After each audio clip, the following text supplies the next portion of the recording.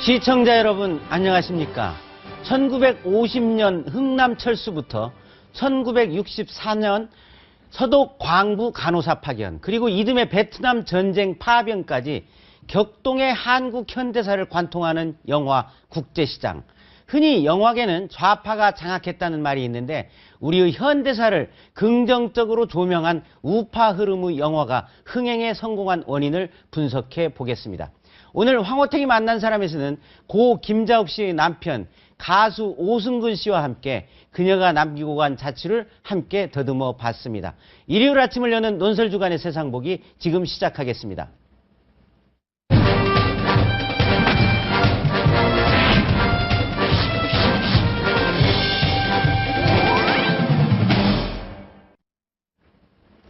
검찰이 조응천 전 청와대 비서관에 대해 사전 구속영장을 청구했습니다.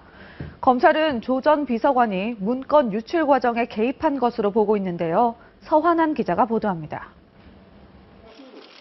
청와대 문건 유출 의혹을 수사 중인 서울중앙지검 수사팀이 조응천 전 청와대 공직기강 비서관의 사전 구속영장을 청구했습니다.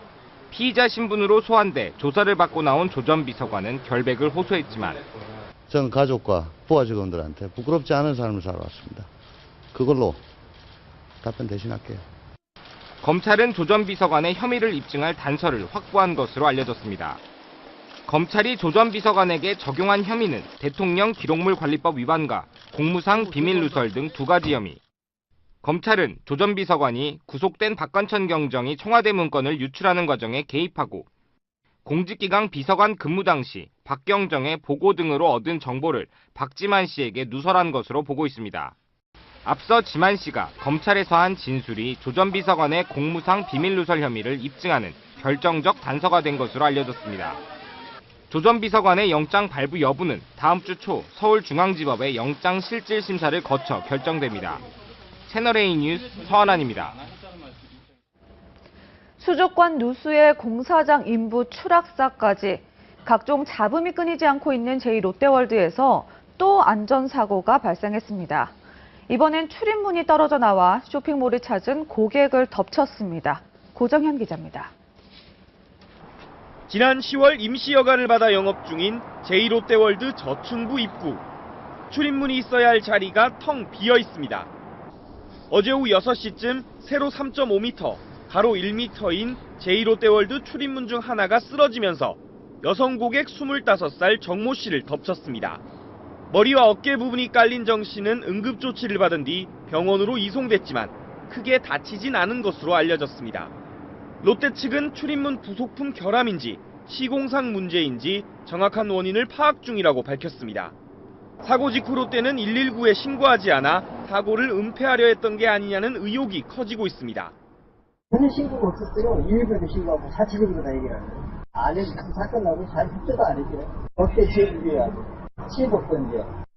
롯데 측은 부상 정도가 경미해 지정병원으로 곧장 이송했다고 밝혔지만 지난 16일에도 인부 한 명이 추락사했을 때 119에 신고하지 않아 늑장 대처했다는 비판을 받았습니다. 이런 가운데 제2롯데월드 길 건너편 보도블럭에서 사흘째 물이 역류하고 있습니다. 서울 송파구청과 롯데는 역류 지점 근처에 상하수도관이 있다며 정확한 원인을 파악 중이라고 밝혔습니다. 채널A 뉴스 고정현입니다.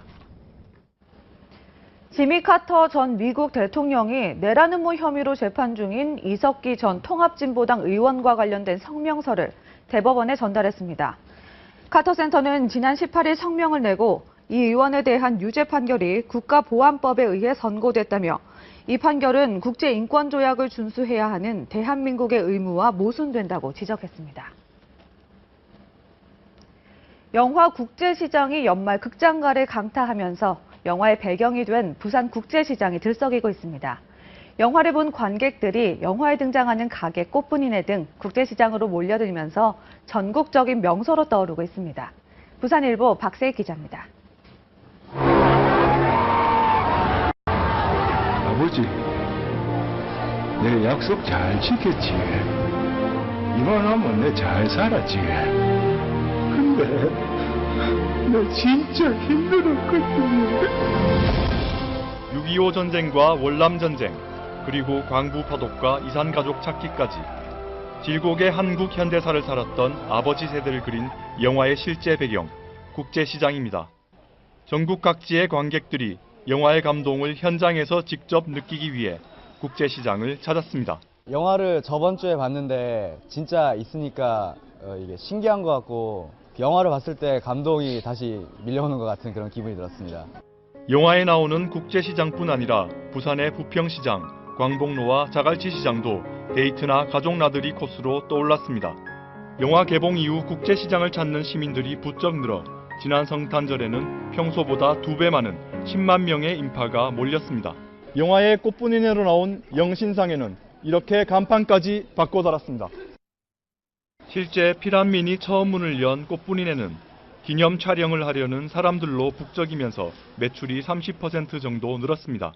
내방객들이 눈에 보이게 많이 방문하고 있습니다. 꽃분이네 그 현장 위치나 이런 걸 지속적으로 표시를 해주고 국제시장 상인들은 영화의 열풍이 계속 이어져 과거의 호황을 되찾길 기대하고 있습니다.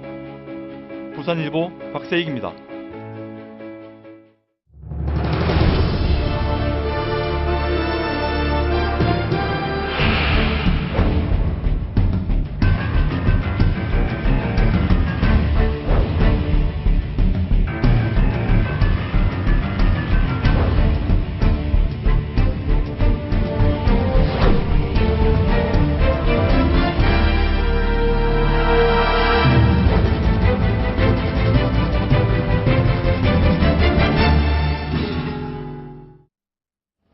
최근 흥행몰이를 하고 있는 영화 국제시장 속 현대사적 사건의 의미를 짚어보겠습니다. 조갑제 닷컴의 조갑제 대표 최영일 문화평론가와 함께하겠습니다. 안녕하세요. 네, 안녕하세요. 안녕하세요. 어제 영화 국제시장을 보셨다면서요? 네, 보았습니다. 예, 어떻게 보면 대한민국 그 경제 성장은 그 영화의 주인공 덕수 이런 사람 이런 산업화 세대의 피와 땀과 눈물로 이룩했다고 볼 수 있는데요. 영화 국제시장을 보고 어떤 느낌을 받으셨습니까? 그 주인공이 저하고 나이가 비슷한 것 같아요. 1945년생이니까. 예. 그 어떻게 보면 해방동기 세대를 모델로 했는데 우선 그 영화 제작한 분들이 상당히 감사하다는 생각이 들었습니다. 아하, 이런 걸 또 소재로 만들었다는 점에서도 그렇고 또 어떤 면에서는 좀 미안했어요. 예. 왜냐하면 그 주인공이나 저와 같은 세대는 고생은 하기는 했는데 이게 안전한 고생이었습니다. 나라가 있었고 또 든든한 부모님들이 계셨는데 예. 사실 고생을 가장 많이 한 분들은 우리의 부모 세대, 예. 삼촌 세대, 1920년대생, 30년대 생이죠. 예. 그리고 역시 이게 시장이 위대하다는 생각이 들었습니다. 예. 국제시장. 그러니까 시장이 그 어려운 시기에 우리 국민들을 먹여 살린 거예요. 예. 그러니까 북한에도 북한이 제대로 되려면 북한의 국제시장이 만들어져야 됩니다. 그 윤재균 감독이 네. 그 영화의 주인공을 돌아가신 아버지 이름을 따서 덕수라고 짓고 맞습니다. 또 주인공의 아내는 어머니 이름을 따서 영자라고 맞습니다. 지어서 영자라는 이름 좀 촌스럽긴 한데요. 옛날엔 많았죠. 예. 그런데 윤 감독이 이 어떻게 아버지 어머니의 이름을 따낼 정도로 이 네. 영화가 부모님께 바치는 헌사라면서요. 맞습니다. 이게 예. 특히 이제 부모님 중에서도 그동안 어머니 영화는 좀 있었습니다만 예. 아버지는 많이 소외돼 있었고요. 영화 속에도 소외된 아버지 모습이 많이 나오는데요. 이 윤재균 감독은 자신의 아버지에 대한 헌사일 뿐만 아니라 아까 산업화 말씀하셨습니다만 아버지 세대에 대한 헌사이다. 그분들의 피와 땀이 없었으면 사실 이제 저희 같은 세대는 지금 예. 이제 조 대표님의 다음 세대인데 예. 산업화 세대의 열매를 따먹고 성장한. 그러니까 사실은 또 이 부친 세대에 죄송하다는 말씀을 하셨지만 저희는 또 저희 아버지 세대에 비하면 훨씬 편안하게 성장을 했거든요. 예. 저희 자식은 또 저희한테 고마워할지 아직 모르겠습니다만 그래서 이 헌사는 정말 잘 맞는 것 같고요. 예. 그리고 이제 윤재균 감독이 어떤 이야기를 하고 있냐면 사실 윤재균 감독의 부친은 이 대학교 2학년 때 일찍 돌아가셨기 때문에 아버지의 부재 속에서 자랐습니다. 예. 그래서 이 극 중에서도 보면 주인공인 덕수가 그 아버지와 흥남철수 시기에 헤어지거든요. 예. 그러면서 그때 한 10살 무렵에 이 덕수에게 아버지가 네가 가장이다. 그 국제시장 가서 고모네 집 꽃분이네 있으면 내가 찾으러 가겠다. 예. 이걸 평생 이 약속을 아버지와 지키기 위해서 버티다가 마지막에 눈물을 쏟게 만드는데요. 예. 아버지 보고 싶습니다. 저 열심히 살았고 정말 힘들게 살았습니다. 많이 아팠습니다. 그런 이야기를 하면서 아버지를 그리워하면서 마지막에는 어린 소년 덕수와 아버지의 화해가 이루어지는 장면인데 이 세대 간의 화해라고 하는 게 정말 우리가 사는 이 시점에 너무 필요한 것 같아서 이 영화의 흥행 요인이 되고 있지 않은가 그런 생각을 해봤습니다. 예, 아까 주인공 덕수 씨하고 예. 연배가 비슷하다는 비슷한 말씀을 것 같아요. 하셨는데 예. 우리 조갑재 대표는 부산 출신인데 맞습니다. 그 국제시장에 실제로 이북 사람들이 많습니까? 그 시장이 해방 이후부터 예. 만들어졌는데 왜 국제시장이냐 했느냐 하면은 아마 그 밀수품이 일본에서 밀수품이 많이 들어왔어요. 그 대마도가 가까우니까. 그리고 전시 때는 역시 원조 물자라든지 미군 부대에서 군수품이 많이 들어오는 예. 바람에 그야말로 국제시장이 되었는데 그러니까 그 이 영화가 성공한 이유 중에 하나가 그 주인공이 아주 부산 사투리를 잘 쓰고 예. 또 부산 정서가 많이 담겨 있는 거예요. 예. 그리고 그때 국제시장에 이북 사람들이 많이 내려왔습니다. 예. 피난민들이. 그리고 부산 사람들이 잘 받아주었어요. 그러니까 집집마다 수용소가 되었어요. 그러니까 집집마다 낯선 사람한테 방을 내주고 해가지고 그 인구가 한 30만 밖에 안 되던 도시가 100만 이상 되었단 말입니다. 아하, 예. 그러니까 아마 말이죠. 우리가 통일되면은 많은 걱정을 하는데 한국 사람들이 가지고 있는 그 인정 이런 걸 보면은 북한에서 피난민 내려오면은 부산 사람들처럼 예. 받아줄 것 같아요. 이 전쟁이란 게 두 가지 성격을 인간의 성격을 보여주는데 하나는 전선에서는 사람이 악마가 됩니다. 내가 살기 위해서는 남을 죽여야 되니까. 그러나 또 한쪽에서는 그 비참한 걸 많이 보면은 천사처럼 돼요. 부산 사람들이 국제시장에 있는 분들이 바로 그런 역할을 한 거 아니냐 이렇게 생각이 들었습니다. 이 국제시장이 처음 컴퓨터 그래픽으로 그 함흥 흥남 철수 장면을 그렇죠. 보여주면서 시작을 네, 하더라고요. 네. 그 당시에 9만 8천 명, 약 10만 명의 북한 그렇죠. 주민이 미군 배를 타고 이제 거제도로 왔는데요. 왜 소련 군정과 김일성 치하에서 살던 사람들이 10만 명이나 흥남에서 배를 타고 북한을 떠났다고 보십니까? 이제 중공군이 1950년 10월에 개입하면서부터 이제 대탈출이 시작됐는데 예. 이 역시 자유를 향한 투표라고 생각합니다. 발로 한 투표예요.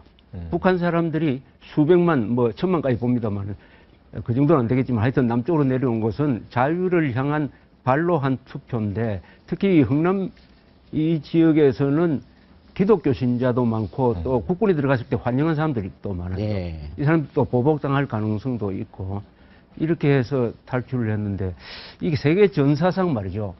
포위된 군대가 탈출을 할 때 자기만 나오는 게 아니라 민간인까지 같이 이렇게 많이 데리고 나온 예는 처음입니다. 예. 그리고 가장 성공한 철수 작전이에요. 군인이 한 10만 5천 명, 국군 미군 약 5개 사단이죠. 그리고 그 영화와 달리 예. 그 장비를 다 가지고 나왔습니다. 아하. 한 17,000대의 차량, 예. 35만 톤의 군수물자 이걸 싣고 깨끗하게 철수를 했는데 한 마지막에 부두에 한 2,000명 정도의 이 피난민들이 남아 있었다는 증언이 있습니다. 그 사람들은 탈출을 못했군요. 그래서 이 작전은 역시 그 10군단장 알몬드 예. 소장의 지휘하에 이루어졌고 한국군에서는 김백일 군단장, 예. 제1군단장이 같이 이제 파트너가 되어서 예. 일하죠. 일사후퇴 당시 피난민 10만여 명이 황망하게 고향을 떠나야 했던 흥남 부두는 지금 어떻게 변해 있을까요? 요즘 북한 미화 콘서트로 논란을 벗고 있는 신은미 씨가 재미 동포 아줌마 북한에 가다라는 글을 인터넷 매체에 연재할 때 현재 흥남 부두의 모습을 찍은 사진을 올려놓았습니다. 흥남 철수 때 이곳을 떠난 피난민들이 기억할지 몰라서 여러 각도에서 찍어봤다는 설명이 붙어 있습니다. 지금 화면에 나오고 있는데요. 그때의 모습은 찾아볼 수가 없네요. 예, 북한식 건물로 들어차 있고, 예, 지금 흥남 앞바다의 모습입니다. 저기다 컴퓨터 그래픽만 접어놓으면 지금 영화 국제시장이 되겠는데요. 예. 그 어떻습니까? 저 사진들을 보니까. 아, 사진이 뭐 예전에 우리가 기록 사진, 영상에서 보던 흥남의 장면하고는 정말 많이 달라져 있는데요. 예. 제가 지금 보니까 뭐 독사진을 흥남은 배경으로만 쓴 것 같고요. 예. 그런데 문제는 이제 신은미 씨가 여러 각도에서 찍은 이유가 당시의 흥남 고향 피난 나온 분들이 보고 고향의 모습을 좀 찾았으면 좋겠다라는 해설을 붙였다고 하는데 예. 그렇다면 북한에 가서 또 흥남 여행을 또 기왕 했다면 저기서 이 흥남 철수 시대에 헤어졌던 이산 가족에 대한 문제들이라든가 예. 그 흥남에서 왜 어떤 분들이 피난을 갔는지 혹은 남아있는 아까 말씀하신 2천여 명은 지금 어떻게 또 살아계신지 돌아가셨는지 이런 문제들을 좀 집요하게 질문했으면 조금 더 남북 간 관계에서 중재적인 역할을 하는 이 입장이 되지 않았을까 좀 아쉬움이 남습니다. 예, 우리는 거제도에 흥남 철수를 기리는 기념비도 있고 그렇습니다. 북한에서는 자유 아까 조갑재 대표 말씀하신 것처럼 자유를 향해서 투표를 한 사람들이고 남쪽을 향해 떠나간 사람들이라 그 역사를 지워버리고 네. 언급하지 않을 걸로 그렇게 생각이 되고 있는데요. 그 흥남에서 배를 타고 이제 이틀간 항해를 해서 거제도에 내렸을 때 그 우리 당국과 미군에서 그 피난민 가족한테 모포 한 장씩 줬다 그래요. 그게 전부래요. 그래가지고 이제 그 사람들 증언을 들어보면 그래서 토굴 같은 움막에서 살다 이제 국제시장으로 나오고 이렇게 해서 기반을 닦는데요. 그러니까 남한에 내려온 그 실향민들, 이북 사람들이 굉장히 생활력이 강했다고 볼 수 있겠죠. 생활력도 강하고 우리 예. 남쪽에서도 잘 받아 주었고요. 예.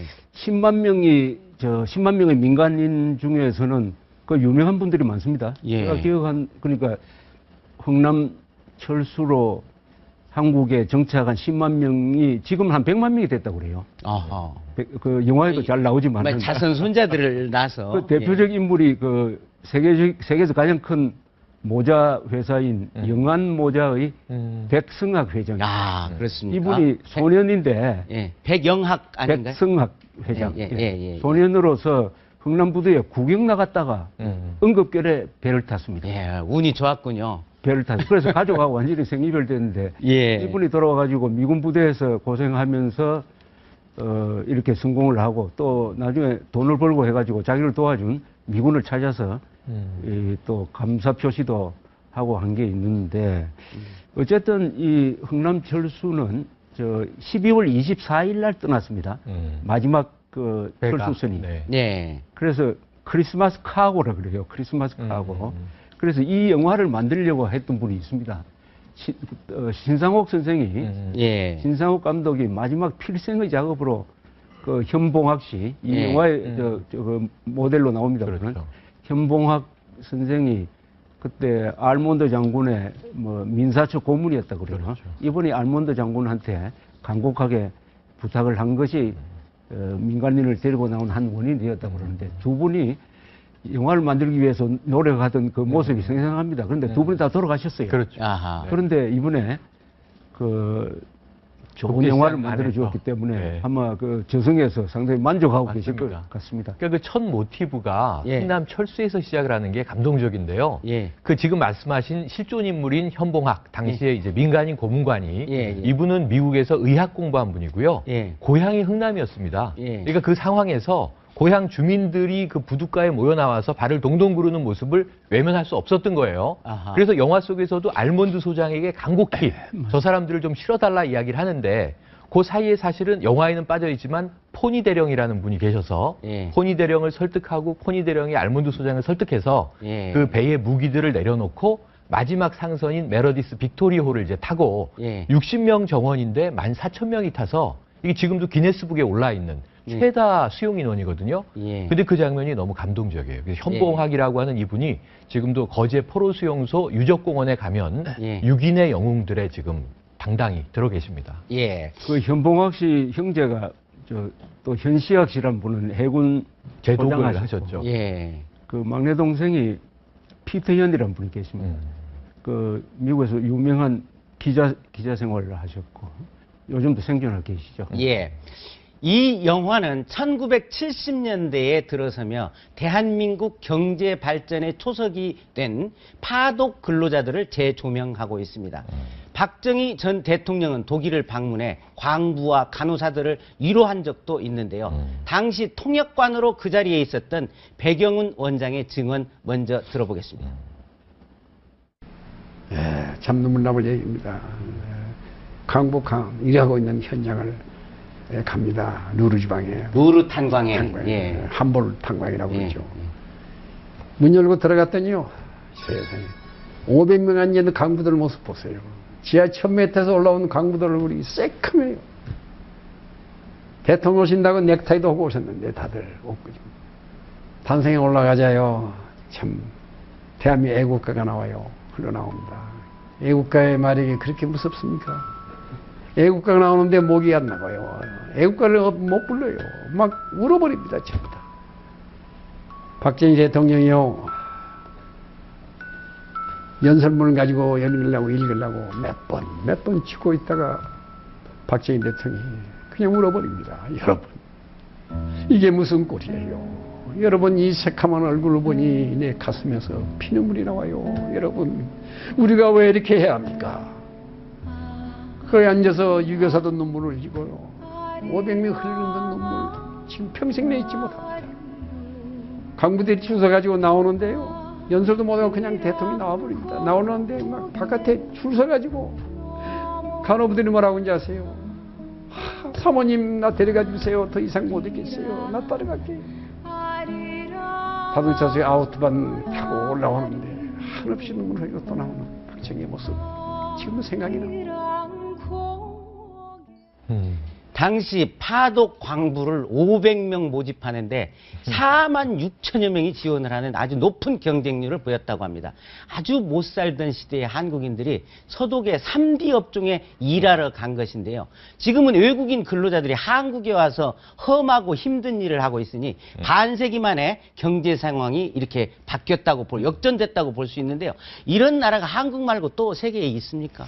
최근 200년 동안은 없죠. 예. 그러니까 대한민국은 최단기간 내에 최소한의 인명희생으로 최대의 성과를 거둠으로써 인구가 5천만 명 이상인 나라 중에서 구매력 기준으로 3만 달러 이상, 그리고 민주주의를 하는 나라는 세계에서 7나라밖에 없어요. 예. 미국, 일본, 독일, 프랑스, 영국, 이탈리아, 그다음에 한국입니다.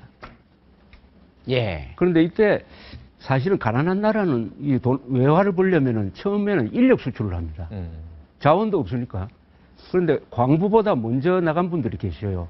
그분들이 외항선을 탄 분들입니다. 주로 해양대학교를 나온 분들이 1950년대부터 그게 최초의 인력 수출로 기억이 됩니다. 그 다음에 광부, 간호사 이렇게 됐죠. 예. 근데 여기서 우리나라는 인력 수출을 하다가 말이죠. 그 다음에는 회사 단위로 나갑니다. 이게 굉장히 중요해요. 인력 수출만 하면 별 발전이 없어요. 그러나 월남 전선을 거쳐서 중동에 나갈 때는 우리가 인력 수출을 한 게 아니라 건설 회사가 나갔어요. 예. 조직이 나가니까 그 다음에는 차원이 달라지죠. 번 돈도 달라지고. 그래서 예. 영화 내용에서 보면은 이제 아까 함보른 탄광, 파독, 광부, 간호사 얘기가 60년대입니다. 말씀하신 대로 윤덕수라는 주인공이 광부가 되기 위해서 응시를 하고 합격을 해서 이제 파독되는 과정이 나오는데요. 예. 그 이유가 중요해요. 예. 동생이 똑똑해서 서울대 입학을 합니다. 예. 근데 장남이고 가장인데 돈을 대야 되니까 예. 그럼 파독 광부로 가면 목돈을 줄 수 있다. 그래서 이 동생의 등록금 마련을 위해서 지원을 하는 겁니다. 예. 독일에 가서 간호사로 온 영자 씨를 거기서 만나서 애틋하게 연애를 하는데 근데 이때 광산, 바로 함보른 탄광인데 매몰이 돼서 예. 그 탄광 속에서 당시에 파독 광부들이 생사를 엄나드는 장면들이 생생하게 그려져서요. 조금 전에 그 육성 증언을 영상으로 볼 수 있는 굉장히 실제로 좋은 그런 영화인 일이 것 같습니다. 있었군요. 있었죠. 예, 예. 그런데 제가 광산 사고 나오는 장면을 보면서 생각했는데 사실은 독일 광산은 한국 탄광보다는 훨씬 더 안전했어요. 예. 그 시기에 한국에서는 탄광 사고가 굉장히 많이 났습니다. 아마 4, 5천 명 이상이 탄광에서 말하자면 전사했어요. 예. 그때 우리가 산업전사라는 이름을 붙였을 때 그것은 탄광 광부들을 이야기를 했습니다. 예. 그러니까 우리가 산업화 때 석탄을 가지고 동력원을 삼았습니다. 그때 이 탄을 캐다가 또 우리는 깊게 들어가야 되니까 1000m까지 들어가서 여기서 사고 나신 분들을 우리가 기억해야 된다는 생각이 반사적으로 들었습니다. 예. 1980년대 들어서 이 국제시장은 베트남전이라는 역사를 또 끄집어냅니다. 실제 월남전에 참전했던 가수 남진 씨를 이야기 속에 등장시키기도 하는데요. 배우 정윤호 씨가 남진 역을 맡았습니다. 남진 씨와 당시 월남전 참전 이야기를 나눠봤습니다. 듣고 오시죠. 제가 해병대 군대 때이기 때문에 우리 해병은 누구나 다 가야만이 되는 그런 그 군인의 인원이죠. 그땐 제가 20대니까 겁이 좀 그래도 아무 겁이 없을 때니까 뭐 즐거운 마음으로 갔죠. 소총수로서 작전 남아있을 때 그 포탄이 하나 떨어졌어요. 포켓 소리가 나는데 우리한테 오는 거예요. 소리가 들리는 거예요. 피신 하려고 피하고 딱 트는데 바로 옆에서 떨어졌어요. 방역포가 떨어졌는데 그게 불발된 거예요. 그때 터졌으면 정말 크게 다쳤겠죠. 아슬아슬한 순간이 참 많았죠. 왜냐면 전시니까 항시 생과사가 하루에도 수십 분 왔다 갔다 하죠. 우리 전우들이 그때 당시에 많이 전사 많이 했죠. 기분 좋죠. 또 그때 시절을 또 제가 월남에 참전도 했었고 그래서 이제 아직 내용은 잘 모르겠는데 제 얘기가 나온다고 그래서 진짜 한번 궁금해요. 어떻게 나오는가 한번 보고 싶어요. 예. 한국은 미국 다음으로 베트남전에 많은 수의 병력을 보냈는데요. 1964년부터 약 30만 명이 파병된 것으로. 연인으로 예. 그런데 이 베트남전이 우리 경제와 안보에 끼친 영향이 아주 컸죠. 아주 결정적이죠. 예. 왜냐하면은 당시 2개 사단이 많이 갔을 때는 2개 사단 5만 명이었습니다만은 이렇게 함으로써 우선 한미 동맹이 더 강화가 되었습니다. 이제는 우리가 미군을 도와주는 입장이었고 동시에 외화를 많이 벌었죠.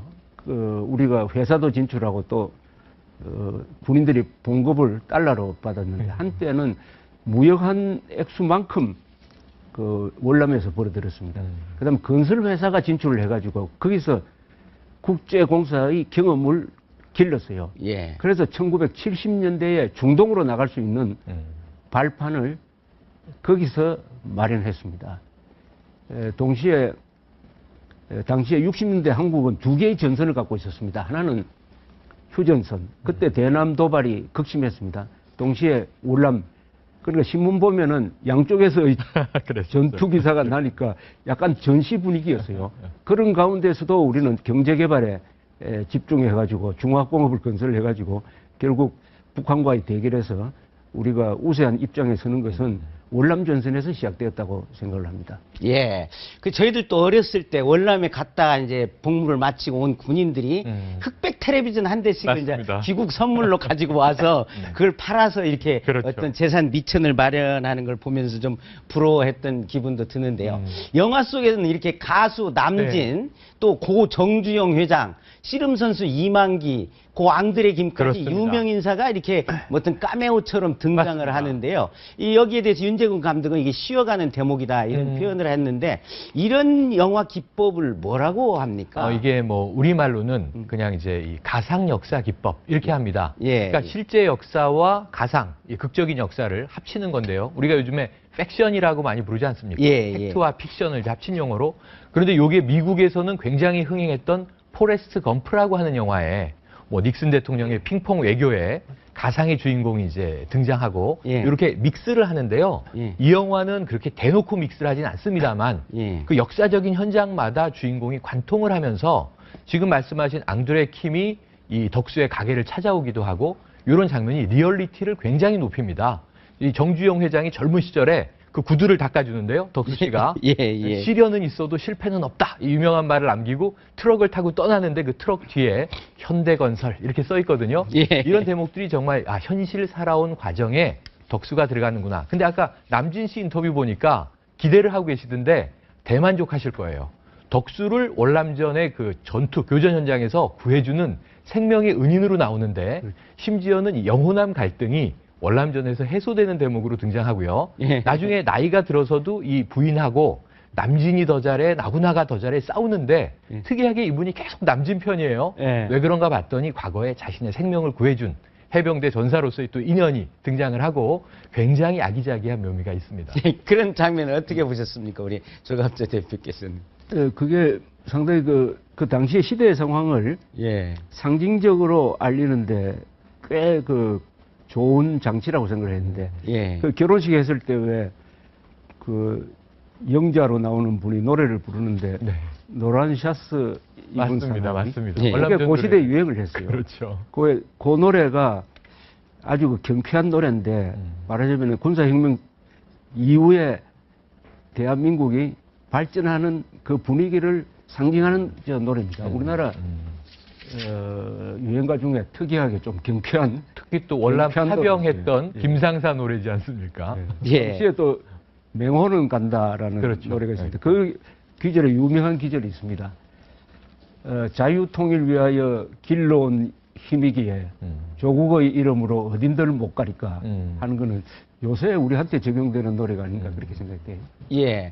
또 이 국제시장에 KBS 이산가족 찾기 장면이 등장을 해가지고 주인공이 그 흥남 부두에서 헤어졌던 맞아요. 여동생. 이 여동생은 나중에 고아로 입양이 돼가지고 미국에서 그렇죠. 살서 이제 한국말도 많이 잘 맞습니다. 못하는 그런 상태인데요. 그 이 영화의 실제 장면이 그 테레비의 실제 장면 영화에 삽입에 저는 이 영화에서 그 장면이 가장 실감이 났습니다. 아하, 가장 그래요? 실감이 났는데 왜냐하면 사실과 영화가 한 덩어리가 돼버렸어요.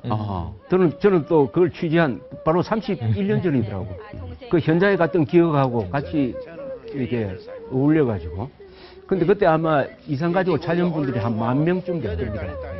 그런데 그 뒤에 같이 어떻게 살고 있는지 그 여러 가지로 문화적 차이가 있었던 분들이 빈부 차이나 이런 분들이 같이 만났단 말이에요. 만났는데 그 뒤에 어떻게 살고 있는지 그걸 누가 후속 조사를 하면은 우리가 재미있는 참고 자료를 얻을 수 있지 않을까 그렇게 생각합니다. 예, 영화판이 흔히 뭐 좀 좌파 영화가 많다, 뭐 진보적 색깔을 띤 영화가 많다 이렇게 얘기를 하는데요. 뭐 그러면서 뭐 미국 헐리우드도 그렇지 않느냐 이런 이야기도 하는데 이 한국에서 이런 한국이 대한민국의 역사를 긍정적으로 보는 네. 약간 좀 우파 시각의 영화가 네. 성공할 수 있었던 요인이 네. 뭐고요. 또 이 영화가 지금 관객이 들어오는 속도로 봐서 언제쯤 1천만 명을 돌파할 수 있을지 좀 간단하게 얘기해 이게 요즘에 뭐 문화 좌파들이 많습니다. 사실 많죠. 근데 예. 이제 저는 어떻게 생각을 하냐면 이게 종북 논란과는 좀 별개로 예. 문화 좌파들이 원래 많았어요. 이렇게 당시에 베토벤도 혁명주의자였고 과거에 또 피카소도 뭐 좌파였고 이렇게 보면 이 문화를 하는 사람들이 좀 체제에 저항하는 좀 이 똘끼라고도 하고요. 또는 뭐 돌발적인 저항 의식이 강한 편이라 문화계가 항상 좀 좌파가 세계적으로 많았는데 예. 이 영화의 경우에는 저는 이데올로기적인 측면이 굉장히 약화돼 있다. 아하. 우파 영화, 좌파 영화 이게 아니고 예. 첫 번째는 사실에 근거했다. 예. 리얼리티 영화라는 거 하고요. 그러니까 공감이 확 됩니다. 그 세대를 살았던 분들은. 저도 아버지 생각이 나서 눈물 참느라고 몇 대목에서 아주 혼났는데요. 예. 두 번째로는 이 휴머니즘을 담고 있습니다. 이게 국가주의를 조롱했다, 뭐 국가주의를 존중했다, 뭐 지금도 문화계에서 논란이 많은데 사실은 이게 가족의 힘 이런 것들을 담고 있거든요. 예. 근데 그 사회 배경이 아까 말씀하신 대로 흥남철수부터 뭐 월남전 그리고 이제 이산가족 상봉까지 역사 배경이 깔리니까 모두 다 우리의 이야기로 이걸 인정하지 않을 수 없죠. 제가 보기에는 1,000만 명을 훌쩍 넘을 것으로 보이고요. 예. 영량이 이제 워낙 1,700만을 넘겼기 때문에 흥행 1위는 힘들겠지만 적어도 태극기 휘날리며 보다는 그건 전장 영화였는데 이 국제시장이 훨씬 더 많은 함의를 지금의 관객들에게 줄 수 있을 것 같습니다. 예, 영화 국제시장이 과연 관객 1천만 명을 넘어서 명량에 접근할 수 있을지 추월할 수 있을지 그 귀추가 주목됩니다. 오늘 말씀 감사합니다. 네, 고맙습니다. 네.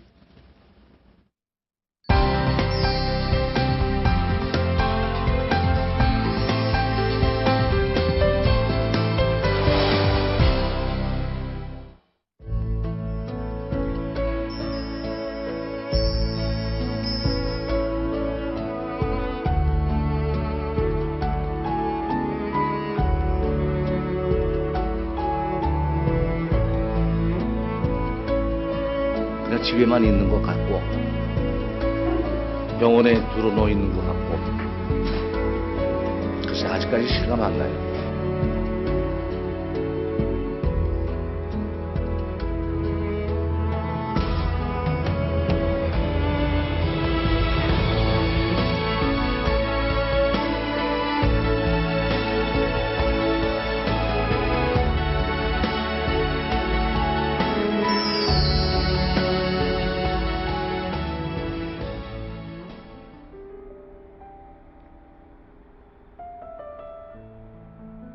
아이고, 안녕하세요. 네, 안녕하세요. 예, 예. 초대해 주셔서 반갑습니다. 감사합니다. 예, 예. 직접 인테리어를 하셨다고 들었는데 집이 아주 예쁘네요. 예, 한 5년 전에 제가 생전에 저 집사람하고 같이 이렇게 상의해서 예. 하얗게 해가지고 제가 예. 했습니다. 네.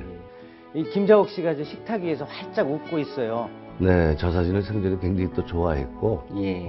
그래서 저 요번에 그 영정 사진으로 제가 했고, 그래서 항상 저 사진을 제가 보관할 겁니다. 예. 네. 소파에 앉아서 이야기 좀 나눌까요? 예, 이리 오세요. 예.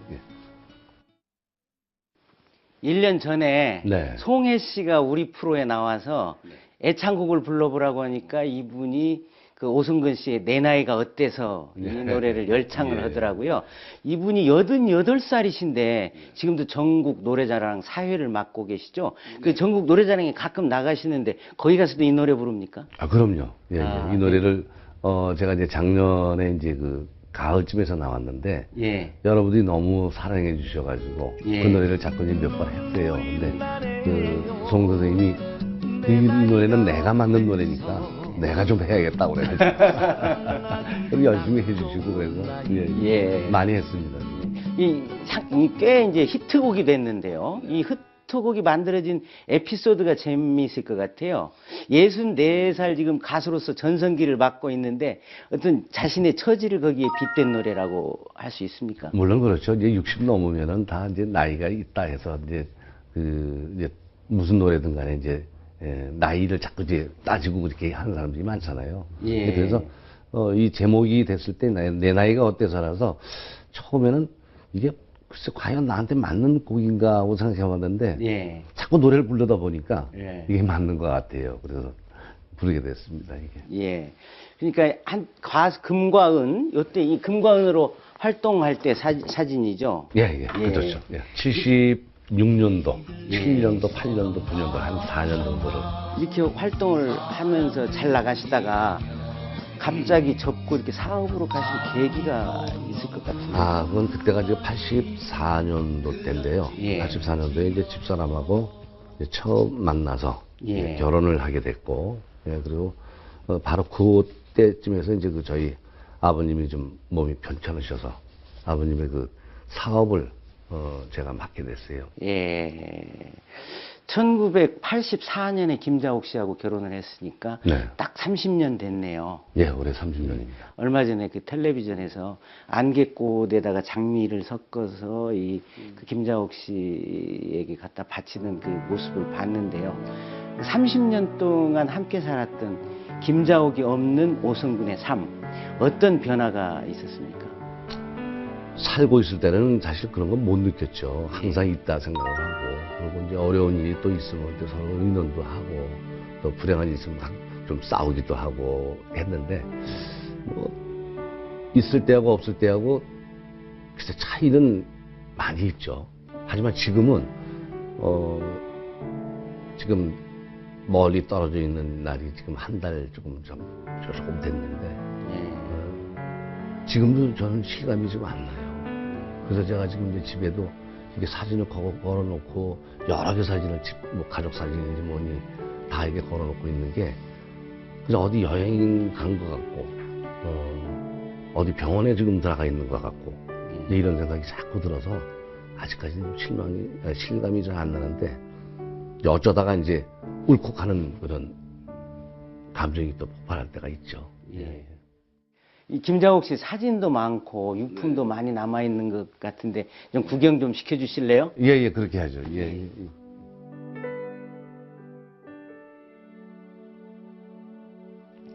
30년 전 결혼식 사진이네요. 예, 결혼식. 10월 15일. 하객들이 뭐 가수들 중에 누가 왔습니까? 뭐 탤런트들도 많이 왔을 것 같은데. 많이 오지는 않았고요. 이 장소가 여의도에서 가까운 그 공군회관이라는 곳에서 했어요. 그래서 지금은 굉장히 컸었는데 그때 이제 조그만 초촐했었고 뭐 여의도 관계자의 뭐 탤런트 분들도 오시고 최보람 선배님 뭐 많이 오셨죠. 이 사진은 영환이 사진 같은데요. 근데 이게 88년도에 찍은 거예요. 84년도에 결혼을 하고 예. 한 4년간 애가 안 썼어요. 예. 같이 나갔고 이제 아주 어렵게 해서 이제 애를 갖게 된 거죠. 이게 100일 사진. 예, 100일입니다. 네. 그냥 아주 좋아서 이 예. 얼굴이 활짝 폈네요. 예. 결혼식 하는 모습까지 보고 갔더라면 좋았는데. 아, 그럼요. 예. 너무 안타깝습니다. 예. 김자옥 씨가 1996년에 네. 공주는 외로워라는 노래를 취입했지 않습니까? 네, 네. 가수 데뷔라기보다는 그냥 노래 한 곡 취입한 것 같은데요. 노래는 잘하는 편이었습니까? 글쎄 제가 전문적으로 볼 때는 잘하는 건 아닌데 예. 굉장히 좋아는 하죠. 예. 좋아하고 듣기도 좋아하고 공주는 외로워할 때 그 노래를 CD를 만들어가지고 저한테 들려줬을 때는 저는 하나도 몰랐었어요. 왜냐하면 제가 알면은 아무래도 코치할 거 아니에요. 이렇게 해라 저렇게 해라 노래는 이렇게 부르는 거다 저렇게 이런 얘기를 전혀 저한테는 얘기도 안 했고 만들어가지고 와가지고 아빠 나 이거 냈다 그래가지고 노래를 콧 잘했어요. 그래서 굉장히 즐거워하더라고요. 그리고 그 해에 어머니, 그러니까 장모님이셔.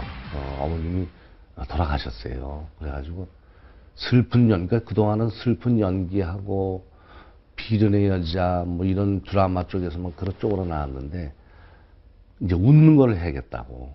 그래서 뭐 시트콤이라든가 그렇지 않으면 이 코미디 프로도 어떻게 글쎄 저는 안 맞는 것 같다 생각했는데 나와서 그걸 하니까 너무 즐겁고 본인이 즐거워하니까 그래서 굉장히 잘 맞는 것 같아서 그래서 그때서부터 이제 공주는 공주 신드롬이다 해서 어떻게 나오겠죠. 그래서 이 공주는 외로워라는 노래 때문에 이제 김자옥 씨한테 공주라는 별명이 붙었군요. 집에서 이렇게 공주같이 좀 노셨습니까? 아니에요, 전혀 안 그래요. 지금 뭐 집에서 이제 그 당시에 뭐 이렇게 보지 못했겠지만 제 파자마도 입고 다니고 그래요. 예. 집에서는 그냥 제 팬티도 입고 다니고 뭐. 뭐 부부죠. 예. 그 두 분의 결혼이 이제 아주 유명 여자 탤런트 그리고 가수의 만남으로 당시 화제를 모았는데요. 두 분이 어떻게 가까워지셨습니까? 물론 데뷔는 거의 비슷비슷한데, 예. 떨어져 있었고, 그리고 84년대에 만나서 어느 지인을 통해 가지고 이렇게 소개라기보다는 요즘 말로 소개팅을 하셨고 그런 게 아니 그런 거겠죠. 이제 그때 당시에 지금 요즘 말이니까. 예. 그때 이제 김자옥이다, 오승근이다 이렇게 해가지고 이제 서로 음식점에서 이제 그렇게 인사를 한번 나눈 적이 있어요. 예. 그래서 이제 만남이 이제 된 건데. 이 두 분 다 이제 첫 결혼에 실패하시고 다 이제 두 번째 결혼이셨는데요. 그러니까 집안에서 조금 어떻게 보면은 이혼녀를 만나는 데 대해서 반대는 없었습니까? 반대는 없었고요. 저희가 처음에 결혼할 때도 제 의사를 많이 따라주신 분들이죠. 이제 부모님들은. 네. 그리고 결혼을 한다, 다시 결혼했고 재혼을 해야겠다는 생각은 추호도 없었어요. 예. 근데 이 사람을 만나고 나서 몇 번 이제 얘기를 좀 해보고 하니까 이제 그때 글쎄 한번 해볼까 그런 생각도 조금 듣긴 들었는데 제가 프로포즈는 안 했어요. 예. 저는 그런 이 강심장이 아니기 때문에. 김자옥 씨가 그럼 먼저 프로포즈를 했습니까? 프로포즈라기보다는 정식적으로 프로포즈가 아니라 네. 그냥 우리 이렇게 쓸쓸하고 그러는데 우리 한번 같이 살아볼까요? 뭐 이렇게 농담 비슷하게 얘기한 게 이제 그렇게 됐고 그냥 결혼이 이제 만난 지 한 3개월 만에 제가 이제 결혼을 하게 돼. 여름에 만나가지고 가을에 했으니까 한 3개월에서 4개월 그 사이인데 그 안에 이제 저보다도 더 우리 김자옥 씨는 많이 여러분들이 금방 아니까 이름도 그렇고 얼굴도 그렇고 둘이서 어디서 데이트도 정말 제대로 못하고 그럴 때니까. 근데 그때 이제 어느 신문사에서 보도가 나간다고 하는 소문이 났기 때문에 그렇게 되면 오히려 더 나쁘게도 쓸 수 있고 그러니까 아예 이럴 때 그냥 기자회견을 하자. 그래서 이제 보도를 이제 바로 하겠죠. 예. 그러니까 김자옥 씨는 첫 결혼에서 소생이 없었죠. 예. 그리고 없어요. 이제 오승근 씨는 딸이 있었는데 그때 예. 딸이 몇 살이었습니까? 그때가 4살인가 5살 그때. 그러면 아직 뭐 말 겨우 시작했을 때인데 뭐 어디 제 기사에 읽어보니까 결혼하는데 딸이 도움이 됐다 뭐 이런 이야기가 있더라고요. 도움이 아니라 예. 제 딸을 한번 보고 싶다 그래가지고 한번 이제 데리고 갔는데 예. 그때 이제 그 여러 사람이 집사람하고 이제 그 한 2-3사람이 있었어요, 여자분들이. 예. 아빠하고 잘 친하게 지내는 사람이 누가 있니? 한번 손가락으로 이렇게 재볼래? 그랬더니 한참 왔다 갔다 하다가 한 사람 딱 짚은 게 집사람을 짚더라고요. 아. 지들 어떻게 뭐. 저희 이제 저 사진에 예. 딸 아들 이렇게.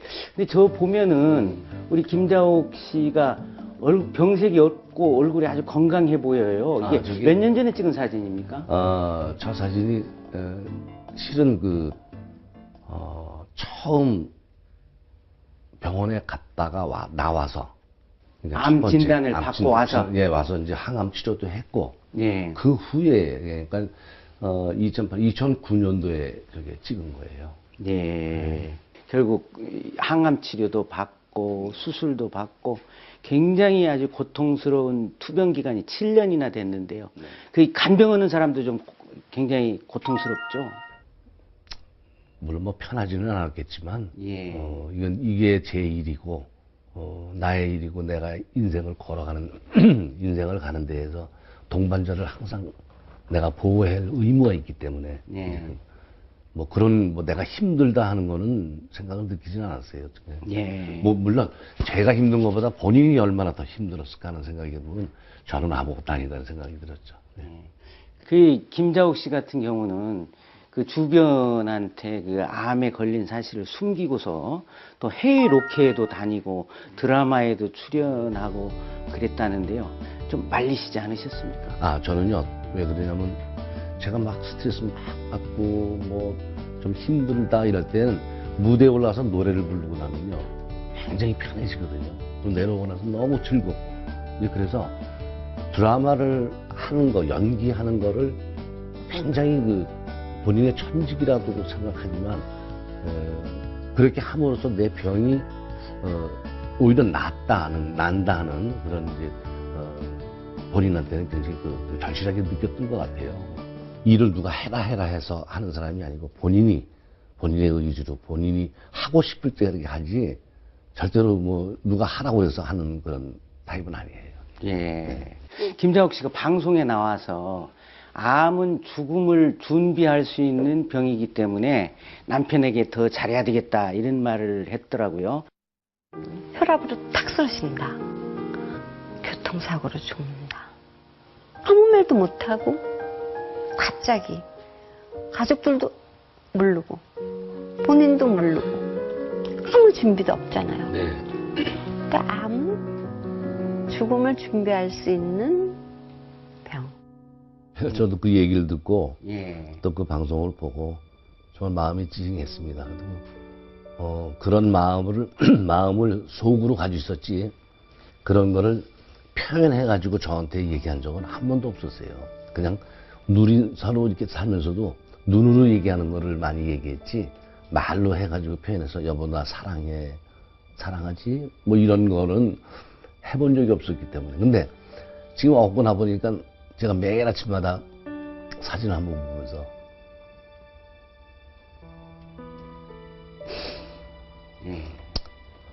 사랑한다는 말을 하죠.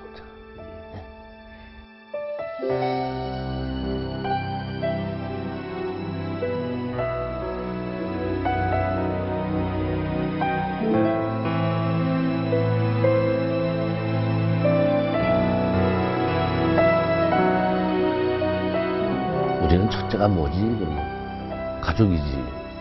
둘째가 뭐지? 일. 셋째가 뭐지? 하늘에 가서 같이 사는 거. 이 얘기를 꼭 세 가지를 해요. 참 인생이 부부가 이렇게 함께 살면서 자식도 낳고 살다가 결국에는 누군가 한쪽이 먼저 세상을 뜨는 거 아닙니까? 네, 그래서 뭐 어떤 사람들이 조크로 부부가 나이가 들면 하나는 산에서 자고 하나는 집에서 잔다 뭐 이런 말도 하는데요. 지금 김자옥 씨가 산에서 살아서 내려와서 지금 이 자리에 있다 이렇게 생각을 하시고 한번 한 말씀 해보시죠. 참 저보다도 먼저 갔지만 참 내년에서부터는 그 좋은 여행도 좀 다니고 건강한 몸으로 좀 하고 싶었는데 그거 못 해준 게 너무 안타깝고, 그러나 당신이 원하는 또 하늘나라에 그 천국에 가서 또 부모님도 다 만나 뵙고, 참 평소에도 가끔씩 그렇게 얘기를 했었거든요. 그래서 그곳에 가 있으니까 내가 너무 편한 것 같고, 아이 장가 마지막 보내지 못한 그 장가 보내는 걸 못 본 거를 그게 참 가장 안타깝고, 내가 잘 치러줄 테니 그래 하늘나라에서 많이 축복해주고 같이 있기를 바래.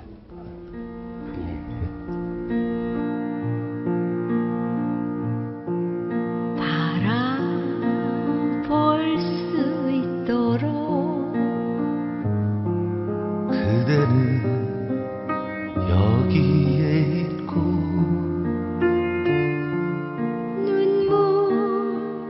흘려온 만큼 이제 우리 행복하고 지난 네, 오늘은 한 가지만 염두에 두시면 활동하기 좋은 휴일이 되겠습니다. 미세먼지인데요. 서울 등 중부 쪽으로 미세먼지 농도가 나쁨 단계까지 오를 수 있습니다. 그 대신 낮에는 어제만큼 크게 춥지 않고요. 활동 시간대에는 흐리긴 해도 비나 눈이 없어서 괜찮으실 겁니다. 맑은 하늘 위로 지금 안개가 잔뜩 끼어 있습니다. 춘천의 가시거리 100m, 서울도 평소 수준에 못 미치고 있습니다. 안개는 기온이 오르면서 사라지고 낮에는 막다가 점차 흐려지겠고요. 경기 남부와 충남, 호남에는 밤부터 새벽 사이 눈이 날리거나 빗방울이 떨어지겠습니다. 또 현재 동해안과 남해안에는 여전히 건조특보가 내려져 있으니까 작은 불씨도 조심하셔야 합니다. 오늘 낮 기온 어제와 비슷하겠습니다. 서울 5도, 대전 6도, 대구 8도까지 오르겠습니다. 앞으로 이틀 정도는 맑고 큰 추위 없겠습니다. 이후에는 세밑 한파가 찾아오는데요. 올해 마지막 날인 수요일 전국에 눈과 비가 온 뒤에 새해 첫날 영하 10도의 한파가 찾아오겠습니다. 날씨 정보였습니다. 다사다난했던 2014년을 보내고 며칠 있으면 2015년을 맞습니다. 논설주간의 세상 보기 오늘 순서는 여기까지입니다. 저는 다음 주 일요일 오전 9시에 다시 찾아뵙겠습니다. 시청해주신 여러분 고맙습니다.